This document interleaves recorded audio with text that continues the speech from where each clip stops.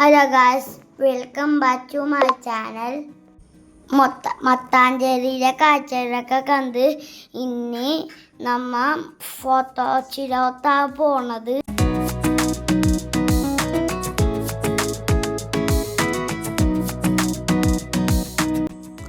അങ്ങനെ മട്ടാഞ്ചേരിയോട് വിട പറഞ്ഞ് ഞങ്ങൾ നേരെ എത്തിയത് ചരിത്രവും ഭംഗിയും ഒരുപോലെ നിറഞ്ഞു നിൽക്കുന്ന ഫോർട്ട് കൊച്ചിയിലേക്കാണ്.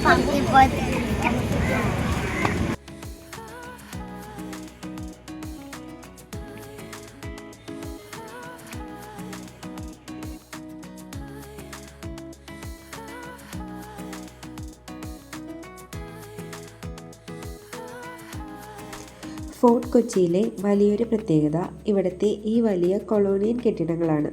ചുവപ്പ് നിറത്തിൽ പ്രൗഢിയോടെ നിൽക്കുന്ന ഈ കെട്ടിടത്തിൻ്റെ ഭംഗി കണ്ടുകൊണ്ട് ഞങ്ങൾ നേരെ പോയത് അവിടുത്തെ ചിൽഡ്രൻസ് പാർക്കിലേക്കാണ്.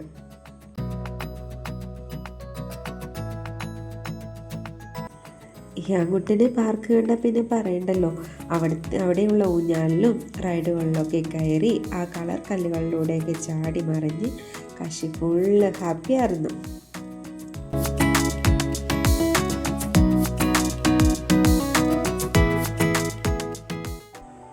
പിന്നീട് ഞങ്ങൾ പോയത് ഇന്ത്യയിലെ തന്നെ ഏറ്റവും പഴക്കമേറിയ യൂറോപ്യൻ പള്ളിയായ സെൻറ്റ് ഫ്രാൻസിസ് ചർച്ചിലേക്കാണ്.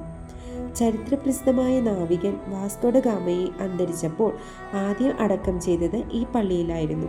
പിന്നീട് അദ്ദേഹത്തിൻ്റെ ഭൗതിക ശരീരം പോർച്ചുഗലിലേക്ക് കൊണ്ടുപോയെങ്കിലും ആ ഓർമ്മക്കല്ല് ഇപ്പോഴും അവിടെ സൂക്ഷിച്ചിട്ടുണ്ട്.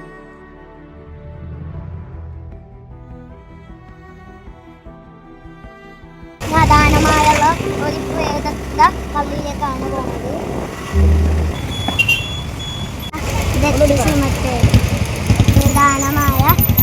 സിമത്തേരിയിലേക്കാണ് നമ്മൾ പോകുന്നത്. ചർച്ചിന് തൊട്ടടുത്തായി തന്നെയുള്ള മറ്റൊരു ചരിത്ര സ്മാരകമാണ് ഈ ഡച്ച് സിമത്തേരി.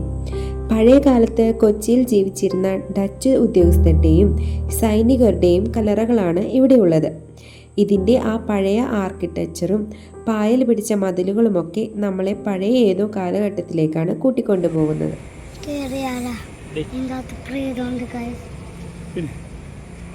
ഇത് വെറുതെ പറഞ്ഞ പപ്പ.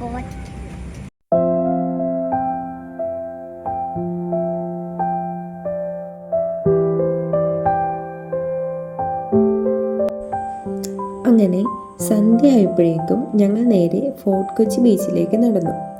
ആ അസ്തമയ സൂര്യൻ്റെ ഓറഞ്ച് വെളിച്ചത്തിൽ ആഞ്ഞടിക്കുന്ന തിരമാലകളെയും നോക്കി നിൽക്കുന്ന ഈ ഒരു കാഴ്ചയുണ്ടല്ലോ, അത് ഈ യാത്രയിലെ ഏറ്റവും മനോഹരമായ നിമിഷമായിരുന്നു.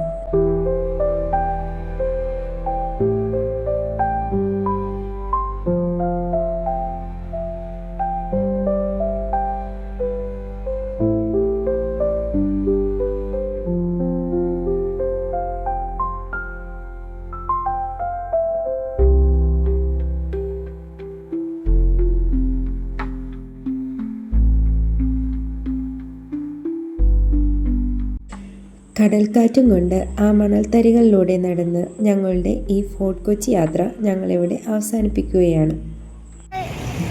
ഇന്നത്തെ വീഡിയോ ഇത്രയുള്ളൂ. ലൈക്കും സബ്സ്ക്രൈബും ചെയ്യണേ. ബൈ.